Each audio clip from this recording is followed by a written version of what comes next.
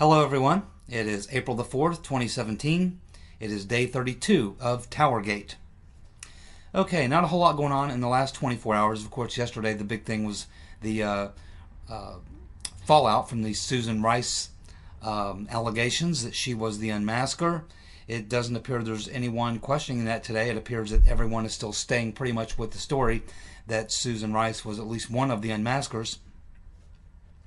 I'm going to provide a link for you in the description for a little piece, a short little piece with an interview with Susan Rice from March 22nd, about 3 weeks before these revelations, where she basically says that she had nothing to do or knew nothing about anything about any intelligence or surveillance on Donald Trump.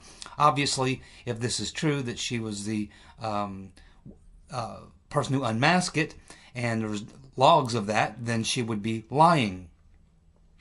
She's kind of walking that back today. I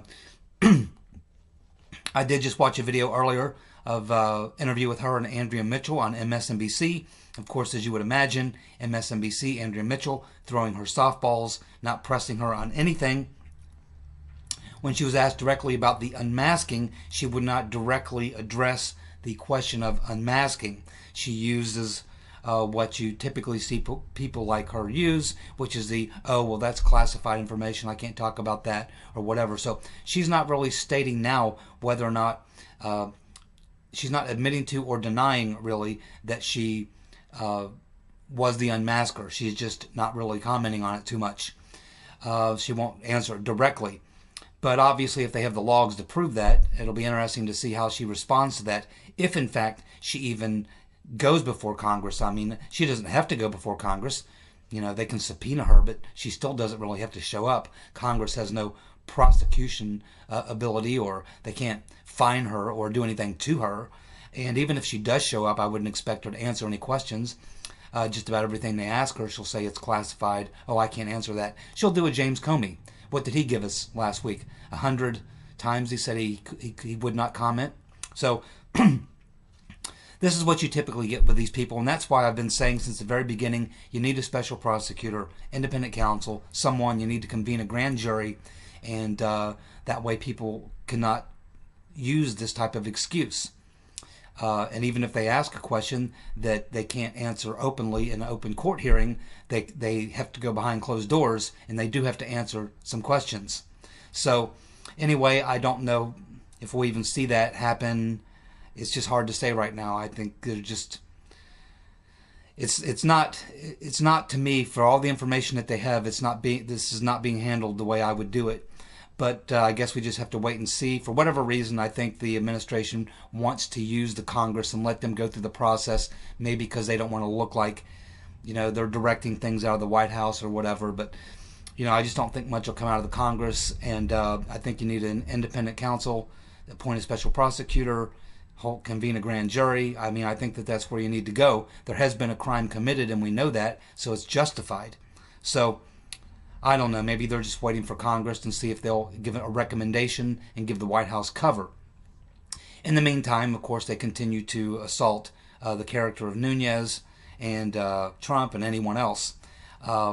Most of the other stations I watched are either not talking much about the Susan Rice revelations, or they are in full defense mode, completely refusing to accept that it was political. And of course, in the interview I just watched with Susan Rice, she of course told what's her name, that Andrea Mitchell, that she didn't do anything political, and that's how she skated through the interview. Whenever Andrea Mitchell put a question to her, which never got a follow-up or never tried to press her on anything, it was a softball interview. But generally this is how she would respond, is by saying, oh, well, there was nothing political and blah, blah, blah, blah, blah, and you know, it's classified, I can't talk about it. So in other words, she's dancing around the questions. She's, you know, not really answering anything directly. She's not admitting to or denying anything. She's just dancing around. And so again, unless you actually get her under oath in front of a grand jury, and where you actually can, you know, hold her accountable for lying under oath or what have you, keep in mind she's not under oath.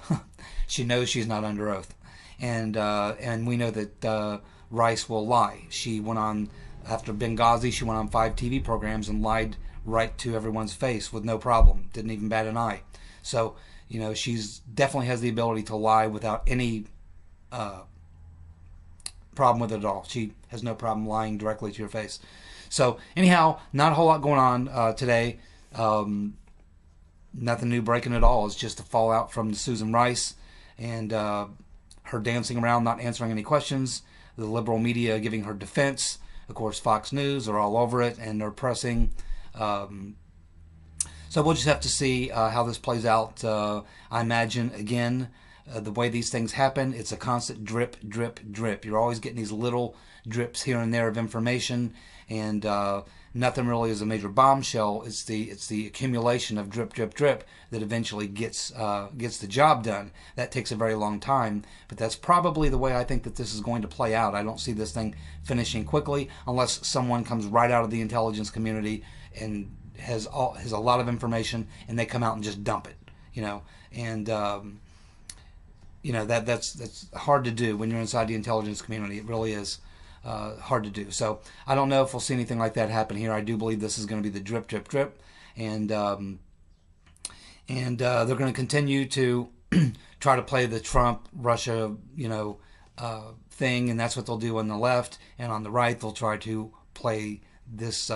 Whether or not they surveilled Trump, it'll just be a pissing contest. They'll both throw a lot of mud out there, you know, cloud the sky, muddy the water, whatever you want to call it, confuse the issue, make it impossible for people to understand clearly what's going on. And this is the tactic that they're using. Again, I don't think that this is going to hold up for very long because the entire Russian narrative is collapsing, and so the Democrats are locked into it. There's nothing they can do. They have to stay with it. I imagine they will to the bitter end, even after it's completely collapsed around them, which it is already doing. Because as we talked about a couple of days ago, CrowdStrike, which is the source of the investigation of the DNC servers, they're now even backing away from their findings. And of course, we have the learning, recently learning that the CIA often will hack into a computer system and make it look like someone else did it. So we have a couple of these balls in the air, and those things are really hard to pin down as well. So like I say, unless someone comes out of the intelligence community with a lot of really good information, a lot of facts to back it up, and goes directly to Nunes or to the president or whatever, this thing's probably going to continue to be the slow drip, drip, drip. So anyway, we'll stay on top of it, and you know, you never know when things can break any time of day or night. These types of things can break wide open. So I'll continue to do a video on it every day until it plays itself out. And at the end of it all, we'll have a nice catalog, and we'll be able to go back and look at specific things that happened specific days, and we'll have a good record of how this thing played out over time, which is the primary reason why I started doing these videos in the first place. So anyhow, that's what we have. Day 32, TowerGate, April 4th, 2017. Not a whole lot going on. Just keep your eye on Susan Rice. Keep watching her. Alrighty, y'all have a good day. Goodbye.